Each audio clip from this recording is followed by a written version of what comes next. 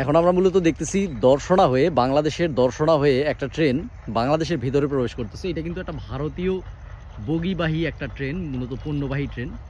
এটা হচ্ছে ইন্টারন্যাশনাল একটা স্টেশন, সামনে দর্শনা, একটু আগায় গেলে গেদে পড়ে।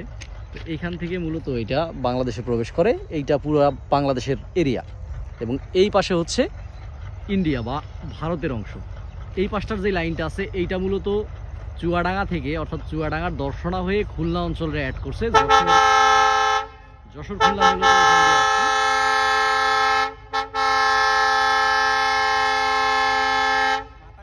তারা মূলত আমাদের একটু সিগন্যাল দিচ্ছে ঠিকঠাকভাবে পেছায় যাওয়ার জন্য।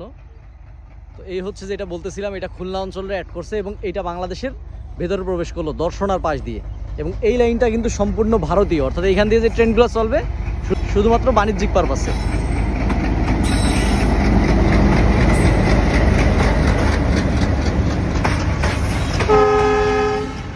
এই ট্রেনে কিন্তু বগির সংখ্যা অনেক কম, মানে এটা অবশ্যই পণ্যবাহী একটা ট্রেন।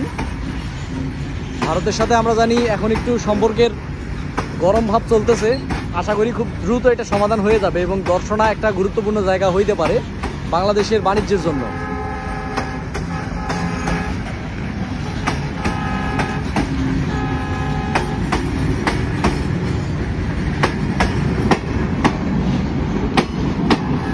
এই হচ্ছে মূলত বাংলাদেশে প্রবেশ। এখন ট্রেনটা তার যে গন্তব্য আছে সেই গন্তব্যের দিকে চলে যাবে বাংলাদেশ হয়ে। আমি আরেকবার দেখাই দিই আপনাদের, এইটা হচ্ছে দর্শনা গেদে বাংলাদেশ টু ভারতের লাইন, এবং এই পাশ দিয়ে যে লাইনটা গেল এটা হচ্ছে বাংলাদেশের দর্শনা, চুয়াডাঙ্গা এবং খুলনা অঞ্চলের সাথে বাংলাদেশকে যোগ করেছে।